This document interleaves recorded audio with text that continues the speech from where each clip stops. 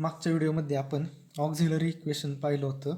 जे काही ऑक्झिलरी इक्वेशनचे रूट पडतात, तर त्या रूटचा वापर करून आपण M1 M2 M3 ह्या व्हॅल्यू काढतो आणि त्याच्यानुसार आपण त्याचं जनरल सोल्युशन लिनियर डिफरन्शियल इक्वेशनचं सोल्युशन फाइंड आउट करत असतो. जनरल सोल्युशन नाही फाइंड आउट करत.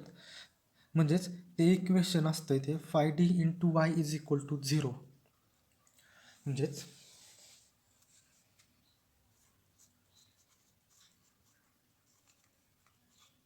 तर हे जे φd आहे, आपण ह्याला =0 पुट करतो आणि मग जे हे काय आपलं फंक्शन आहे, जे ह्याचे आपण रूट फाइंड आउट करतो आणि त्याचं सोल्युशन फाइंड आउट करतो. पण सोल्युशन फाइंड आउट करताना आपल्याला रूट मिळतात.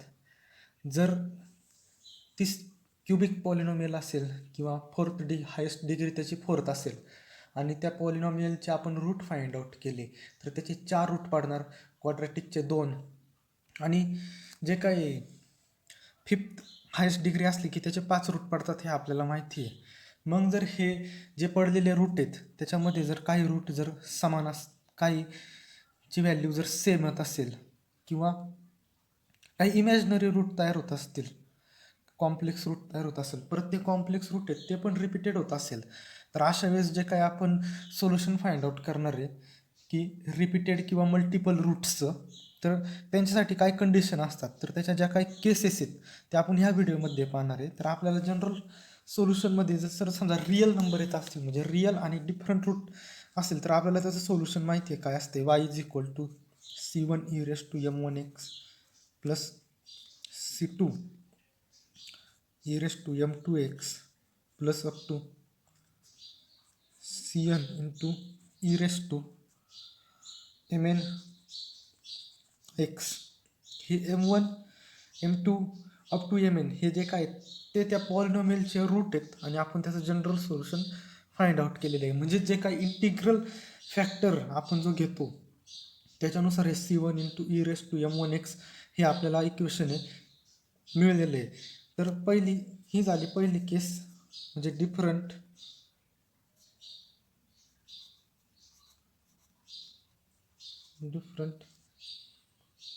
And real roots. जर ते आपल्याला ऑब्टेन झाले तर त्याच्यामध्ये आपण हे सिंपल हे इक्वेशन वापरतो. आणि जर आपल्याला दुसरी केस आहे रिअल अँड रिपीटेड रूट,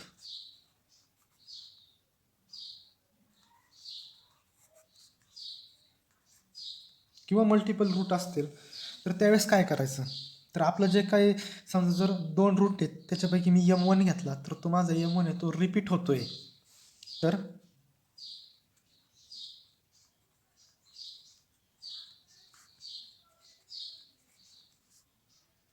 म्हणजे हे काय आपलं m1 = m2, म्हणजे हे काही 2 रूट आहेत ते सेम आहेत.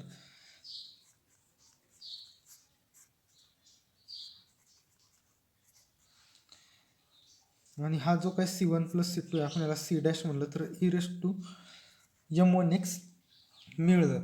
पण जे काही नंबर मिळलेले आहेत ते आर्बिट्ररी कॉन्स्टंट आहे, म्हणजे आर्बिट्ररी कॉन्स्टंट. तर मग जे काय सोल्युशन मिळणार आहे हा अख्खं त्याच्यातला एक, म्हणजे जे काय आपल्याला सोल्युशन मिळणार आहे त्याच्यातला एक कॉन्स्टंट आहे तो कमी होणार आहे आपल्याला, कारण की रूट आहेत ते रिपीटेड रूट होतात ते. मग जर आपल्याला रेक्टिफाईड करायचं असेल तर आपण जर समजा जर केलं की m1 = m2 हे आपण घेतलेले आहे, मग जे काही त्याचे आपल्याला रूट्स मिळणार आहे ते d-m1 आणि d-m2 च्या फॉर्ममध्ये मिळणार आहे आपल्याला, जे त्याचं इक्वेशन असणार आहे. जे काय अख्खं मिळलेलं आहे हे m1 आणि m1 हे आपलं, मग हे m1 आणि m1 घेतलं तर मग ह्याचा डायरेक्ट स्क्वेअर ब्रॅकेट होऊन जाईल. म्हणजेच हे क्वाड्रॅटिकचे 2 सेम रूट आहेत आपल्याला, हे कळलेलं आहे त्याच्यानुसार. आणि जर आपण त्याला जर d-m1 × y = z पुट केला आणि जर ह्या z पुट केलेल्या जागी d-m1 × z = 0, तर हे आपल्याला एक वेगळं इक्वेशन मिळतं आहे. आपल्याला ह्या वेगळ्या इक्वेशनचे जर मी रूट पाडले तर मला z = e⁻c1 × M1x हे हा आपल्याला हे इक्वेशन मिळालेलं आहे झेडचं. म्हणून जर D minus M1 to Y आणि हा आपल्याला झेड मिळालेला आहे तो C1 इंटू e⁻M1x जागी टाकला तर आपल्याला हे इक्वेशन मिळलं आहे.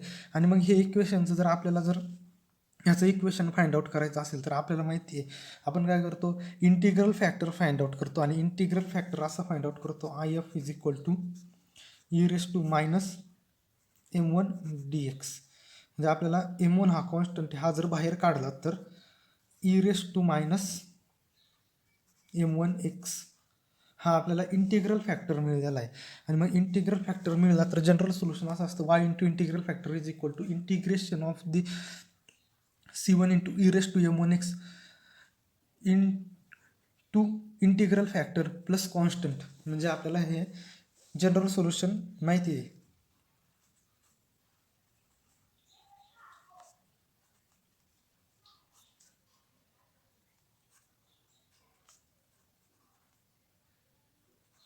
इंटू हा काय इंटिग्रल फॅक्टर आहे हा प्लस सी जे काय ह्याचं इंटिग्रेशन येणार आहे म्हणजेच हा आहे आपला M1x मिळाला मागाचे. म्हणजे याचं इंटिग्रेशन आपण सॉल्व केलेलं आहे. हा प्लस आणि हा मायनस म्हणजे e⁻0 आणि e⁻0 म्हणजे 1 आणि कॉन्स्टंटचं इंटिग्रेशन घेतलं आपण x म्हणजे C1x आलं. आणि आपल्याला जो काही कॉन्स्टंट घेतलेला आहे आपण त्याला C2 पुट केलं तर ह्याचं आपल्याला मिळालेलं आहे y इंटू e⁻M1x. आणि मग हा जो e⁻M1x आहे जर आपण जर इकडं शिफ्ट केला तर y is equal to C1x plus C2 to e⁻M1x. म्हणजे हा डिवाइडला गेलेला आहे, हा वरती आला की ह्याचं जे काय मायनस साईन आहे ते प्लस होईल. म्हणजे आपल्याला हे इक्वेशन मिळालेलं आहे. इन केस ऑफ जे रूट म्हणजे रिअल पाहिजे आणि ते रिपीटेड असेल तर आपण असं फाइंड आउट करतो.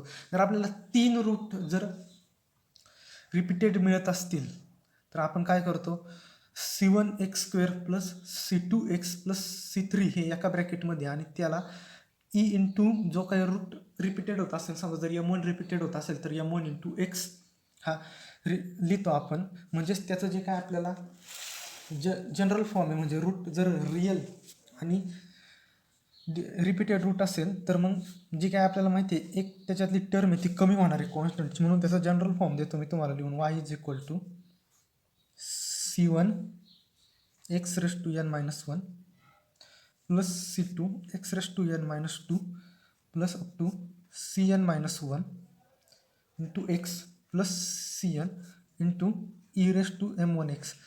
म्हणजेच जर आपल्याला जे काय जितके समजा जर मला 3 रिपीटेड रूट मिळाले तर ह्याच्या जागी डायरेक्ट 3 पुट करायचं एनच्या जागी आणि हे इक्वेशन टाकायचं आणि त्याचं कंप्लीट जे काय linear differential equation find out करणार आहे ते फाइंड आउट करायचं. आणि आता जर आपल्याला पाहायचं आहे की इन केस ऑफ इमॅजिनरी म्हणजे जे काही इमॅजिनरी आहे कॉम्प्लेक्स रूट मिळतो आपल्याला, काही वेळेस जे काही पॉलिनॉमियल असते ती फाइंड आउट करताना आपल्याला कॉम्प्लेक्स रूट मिळतात. तर कॉम्प्लेक्स रूट मिळतात म्हणजे काय की आपल्याला जे काही स्क्वेअर रूटमध्ये जी संख्या असते ती निगेटिव्हमध्ये असते आणि तिचं निगेटिव्ह रूट आपल्याला फाइंड आउट करता येत नाही. म्हणून त्याच्या ऐवजी एक तरी रिअल प्लस म्हणजे जी आपल्याला कॉन्ज्युगेट पेअर मिळते, एक रिअल मिळते आणि एक आय इंटू म्हणजे जे काय इमॅजिनरी नंबर इंटू आपल्याला ती कॉम्प्लेक्स टर्म मिळते. तर तिच्या आपल्याला जर रूट आले तर त्यावेळेस जनरल इक्वेशन काय असणार आहे तर ते पाहू आपण. जर समजा जर आपल्याला कॉन्ज्युगेट पेअर मिळाली M1 is equal to alpha plus i beta आणि M2 is equal to alpha minus I beta. तर ही अल्फा हा रिअल टर्म आहे आणि ही जी काही बीटा आय बीटा आणि आय बीटा ही इमॅजिनरी टर्म आहे. तर जर ही in case of imaginary complex route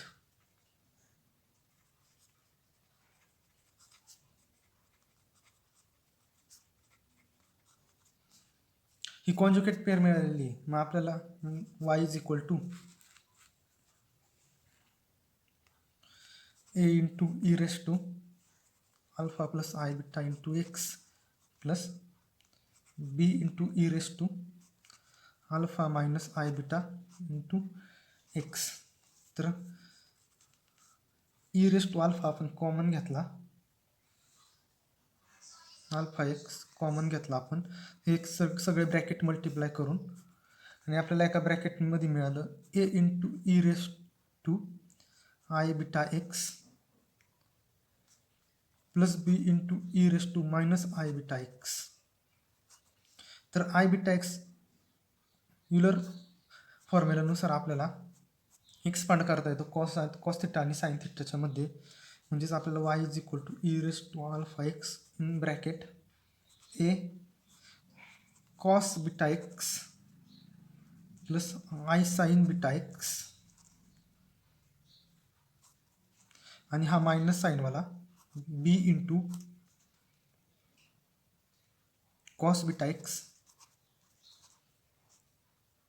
minus I sine beta X हे मिळालेले आहे आपल्याला. मग ह्याच्यामधनं जर आपण ए मल्टिप्लाय करून म्हणजे ए प्लस बी म्हणजे कॉस बीटा एक्स कॉमन काढला आणि ह्याच्यामध्ये आय साइन बीटा एक्स जर टर्म कॉमन काढली तर आपल्याला मिळेल E raise to alpha X is equal to A plus B cos beta x plus I into A minus B sine beta X. ही term आपल्याला मिळलेली आहे. मग जर मी ए प्लस बीला सी सपोज केलं आणि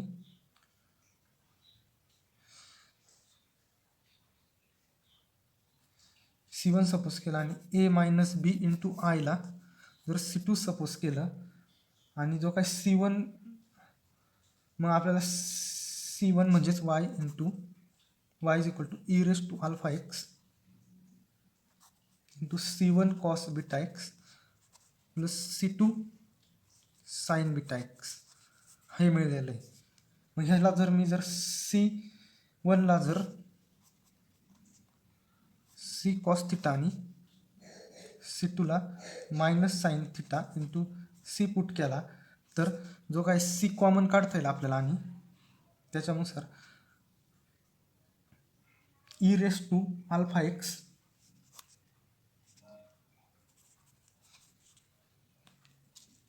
सी कॉमन आणि जे काय आपण इथं पुट केला तर इथे येणार cos theta into beta x plus C sine theta into beta x. म्हणजेच हा आपल्याला cos beta x plus theta किंवा cos theta plus beta x म्हणजेच कॉस ए प्लस बीचा फॉर्म्युला माहिती असेल आपल्याला, cos A cos B plus sine A sine B. हा फॉर्म्युला कॉस थिटाचा माहिती असेल तोच आपण इथे वापरलेला आहे. C1 आणि C2ला पुट केला. मग आपल्याला फायनल इक्वेशन मिळणार आहे y is equal to C into E raise to alpha X cos beta x plus theta where C and theta are arbitrary constant.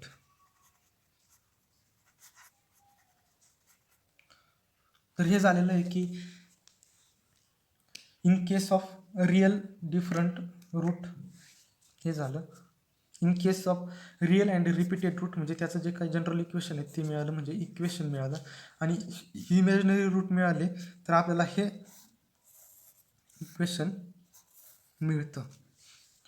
तर आपण पुढच्या व्हिडिओमध्ये पाहणार आहे in case of repeated imaginary root आणि त्याचे जे काही सोल्युशन आहेत जे काही आपण फाइंड आउट केलेले आहे डिफरंट रूट इमॅजिनरी रूट जे काही घेतलेले आहेत त्याच्यावरती आपण न्यूमेरिकल आहेत ते सॉल्व करणार आहेत.